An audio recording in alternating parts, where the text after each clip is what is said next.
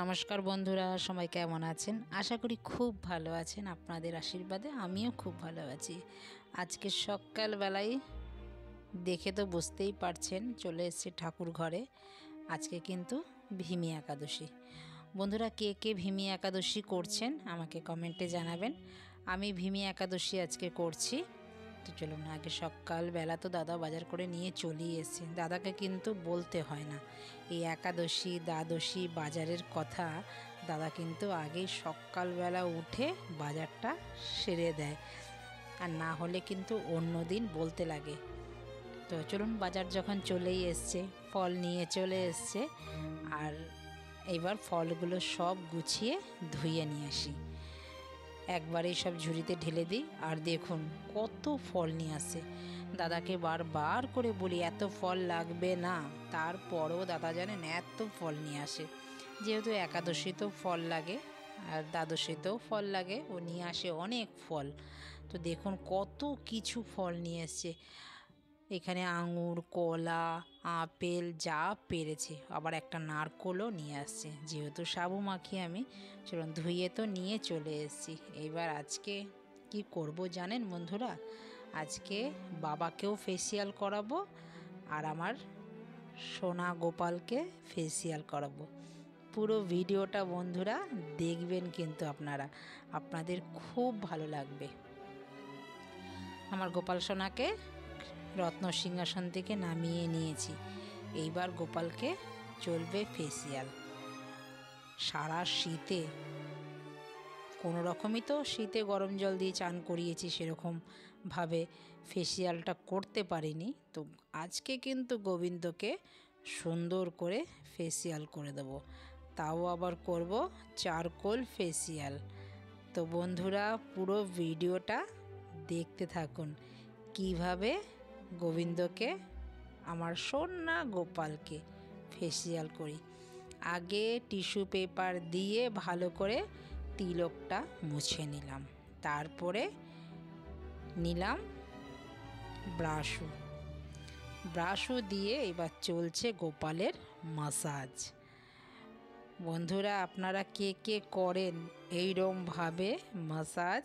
আমার গোবিন্দকে কিন্তু আমি এইভাবে মাসাজ করে ঝা চকচকে মুখটাকে করে তুলি। দেখুন, আজকে আপনাদের সাথে তাই শেয়ার করছি। আপনাদের যদি ভালো লাগে কি করবেন? লাইক, কমেন্ট, শেয়ার করে দেবেন। আর কে কে আমার মতন আমার গোবিন্দকে যেরকম আমি ফেসিয়াল করে দেই, সেইভাবে কে কে ফেসিয়াল করেন সেটাও কিন্তু জানাতে ভুলবেন না বন্ধুরা। চলুন, দেখেছেন?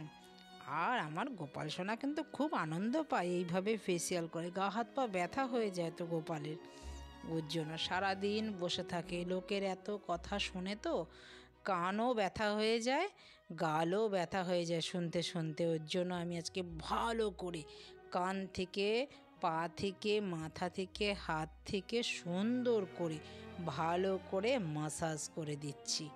দেখেছেন মাসাজ করে কেমন চকচক ফেসিয়াল করে দিয়েছি, দেখেছেন? বন্ধুরা কেউ কিন্তু হাসবেন না, ঠিক আছে? আমি কিন্তু গোবিন্দকে মাসে 2বার এরকম ফেসিয়াল করেই থাকি। আপনারাও করবেন, গোবিন্দকে এরকম মাসে 2বার করে এরকম ফেসিয়াল। দেখবেন আপনাদের গোবিন্দ একদম চকচক করবে আমার গোবিন্দর মতন। চলুন, গোবিন্দকে পরিয়েছিলাম ঘাগরাটা, হার পরাতে ভুলে গেছি, চেনটাও পরিয়ে দিলাম। আজকে একটা সুন্দর পাথরের স্টোনের হারও পরালাম। কেমন লাগছে বন্ধুরা সেটা কিন্তু জানাবেন। এবার চলুন সুন্দর করে এবার ড্রেস পরিয়ে দিই। ড্রেসটা কিভাবে পরাবো সেটাই ভেবে উঠতে পারছি না। দেখি কিভাবে, এখন তো গরম পড়ে গেছে, গোবিন্দ কিভাবে ড্রেসটা পরতে চায় দেখি।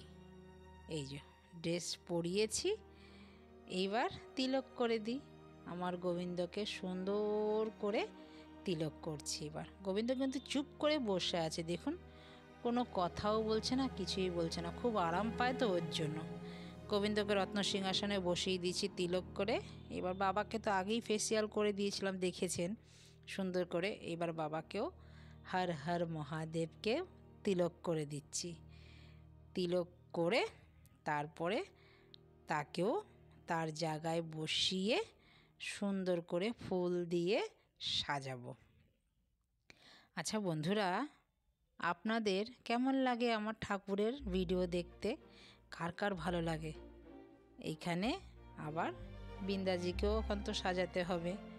আমি বললাম না 15 দিন পর পর একাদশীতে নয় দ্বাদশীতে যেদিনকে সময় পাই সেই দিনকেই আমি ড্রেস চেঞ্জ করি সবাইকে।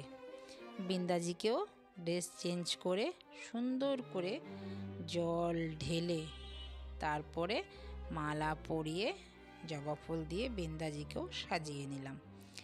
এবার মহাদেবকে জল ঢেলেছি, মহাদেবের মাথায় বেলপাতা দিয়ে মন্ত্র বলে মহাদেবকেও সাজিয়ে নিলাম মালা দিয়ে। আমার গোবিন্দকেও কিন্তু সুন্দর করে সাজিয়ে নিয়েছি। দেখুন খালি ফেসিয়াল করার পরে গোবিন্দ একদম ঝা চকচক হয়ে গেছে, দেখেছেন?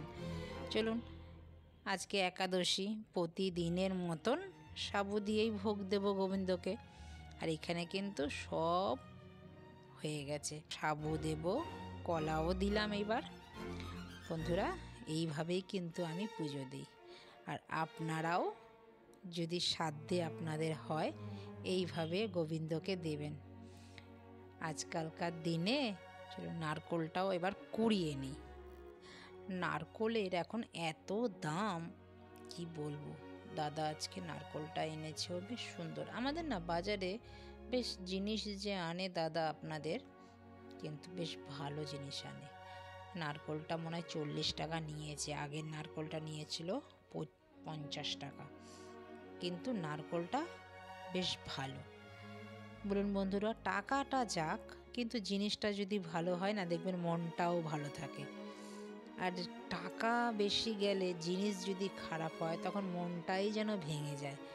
আর নারকোলটা এত পুর আর এত ঠাসা, মানে কি বলবো। আর দেখুন আমি কোরাচ্ছি, একটুখানি হাফ মালা কোরালাম, আর দেখুন কতটা নারকোল হয়েছে, দেখেছেন?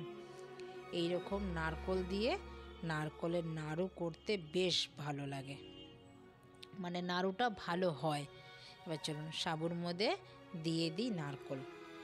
সাবুর মধ্যে নারকোলটা দিয়ে এবার চিনি দেব, ফলও বানাতে হবে। চলুন এবার ফলটাও বানিয়ে। বন্ধুরা জানেন, ঠাকুর পুজো করতে পারবো আমি সেইভাবে ভাবতেই পারিনি। সকালবেলা উঠে হঠাৎ চান করতে গিয়ে আমাদের কলে আবার জল থাকে না, তো কিছু জল আমি জানেন বন্ধুরা রিজার্ভ করে রেখে দিই। 9:30 বাজে চান করতে গিয়েছি, গিয়ে বাথরুমে গিয়ে দেখি জল নেই। জল থাকে না বেশি করে শনিবার আর রবিবার, প্রত্যেকটা সপ্তাহে জল থাকে। সোম থেকে শুক্র আমরা জল পাই, আমি তো 4 তলায় থাকি। সোম থেকে শুক্র জল পাই, শনিবার আর রবিবার আমি জল পাই না। তো সেই জল 9:30 বাজে চান করতে গেছি, আপনাদের দাদা গেছে বাজারে। এবার ওই গামলা তুলতে গিয়ে পেটের মধ্যে টান লেগে গেছে, কি যন্ত্রণা। আমি ভাবতেই পারিনি যে আমি আজকে একাদশী যে করতে পারবো বন্ধুরা। তো যাক, গোবিন্দ আমার হাতে পুজো নেবে, তো কে আর না রক্ষা করবে? গোবিন্দই তো রক্ষা করবে বলুন। গোবিন্দ আমাকে রক্ষা করেছে, আমি সুস্থ হয়েছি। তারপরে এই পুজোয় সব কাজ করলাম। দাদাও কিছু হাতে হাতে করে দিয়েছে, ফল টলগুলো কিন্তু দাদা ধুয়ে দিয়েছে। আর মেয়েও আমাকে চা করে দিয়েছিল, চান টান করে দুজনেই তাড়াতাড়ি করে চান করে নিল, জল চালিয়ে এসে দাদা। তারপরে এবার সুন্দর করে আমার একাদশী পালন করতে পারলাম। গোবিন্দর সব ইচ্ছা, তাই না বন্ধুরা বলুন? গোবিন্দ যা চাইবে তাই হবে, এটাই সত্যি।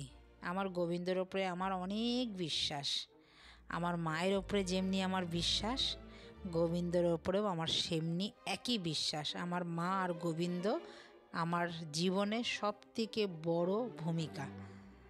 তা চলুন, আপনাদের সাথে গল্প করতে করতে বন্ধুরা সব কাজ কিন্তু এগিয়ে গেল। মিষ্টি দিলাম, ফল দিলাম, দুধ দিয়ে দিলাম। এবার ধূপ দ্বীপ জ্বালিয়ে এবার পুজোতে নিবেদন করব তুলসী দিয়ে। চলুন বন্ধুরা, এবার তুলসী দিয়ে তো দিয়েছি, এবার কাশি ঘণ্টা উলু দিয়ে সুন্দর করে গোবিন্দকে ডাকতে থাকি মন প্রাণ দিয়ে। গোবিন্দ যেন আমাকে সুস্থ রাখে আর গোবিন্দর পুজো আমি যেন এইভাবে করতে পারি।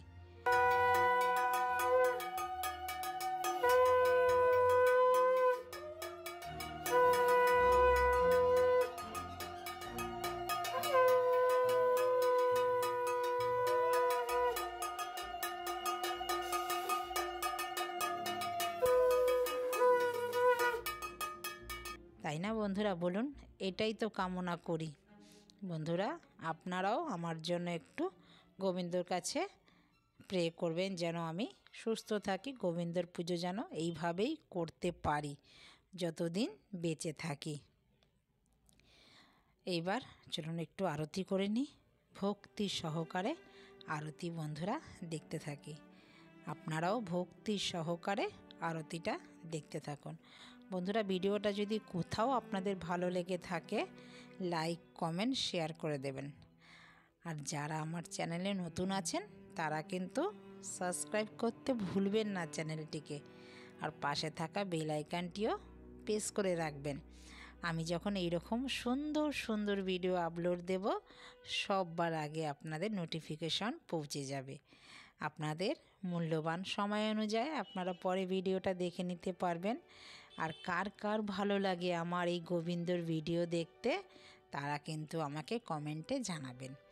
আমি তবে তো ভালো উৎসাহ পাবো বলুন ভিডিও করার জন্য। একটা ভিডিওর পেছনে অনেক খাটনি থাকে। আমি সবসময় আপনাদের বলি না বন্ধুরা, পরিশ্রমের ফল কখনো বৃথা হয় না। তো আমারও পরিশ্রমের ফল কিন্তু কখনো বৃথা হবে না। আমি আপনাদের কাছে এত ভালোবাসা পেয়েছি বন্ধুরা, আপনাদের মন থেকে অসংখ্য অসংখ্য ধন্যবাদ। এই কটা দিনে আমার এত বন্ধু হয়েছে, মানে কি বলবো, সবই আমার গোবিন্দর ইচ্ছা আর আপনাদের ইচ্ছা। আপনারা এইভাবেই আমার পাশে থাকবেন, আমাকে এইভাবেই সাপোর্ট করে যাবেন। চলুন, আমার আরতি কিন্তু সম্পূর্ণ হলো, আরতি করলাম। তো আপনাদের কেমন লাগলো আরতিটা সেটাও কিন্তু কমেন্টে জানাবেন। চলুন, আরতিও সম্পূর্ণ হলো। এবার গোপাল একটু বিশ্রাম করে এবার গোপালের ভোগ নামিয়ে এবার সাবুটা মাখবো, প্রসাদ দেব সবাইকে, তারপরে নিজেও আমি প্রসাদ নেব। তো মাখতে দেখি কার কার ভালো লাগে বন্ধুরা এই সাবু মাখা। যাদের ভালো লাগে তারা চলে আসবেন পরের একাদশীতে আমাদের বাড়িতে। তো ভিডিওটা আপনাদের কেমন লাগলো, যদি কোথাও ভালো লেগে থাকে লাইক কমেন্ট শেয়ার করে দেবেন। আবারও বলছি, তো দেখা হচ্ছে শিগগিরই নতুন একটি ব্লগে। ততক্ষণে সবাই ভালো থাকবেন, সুস্থ থাকবেন। নমস্কার বন্ধুরা, টাটা।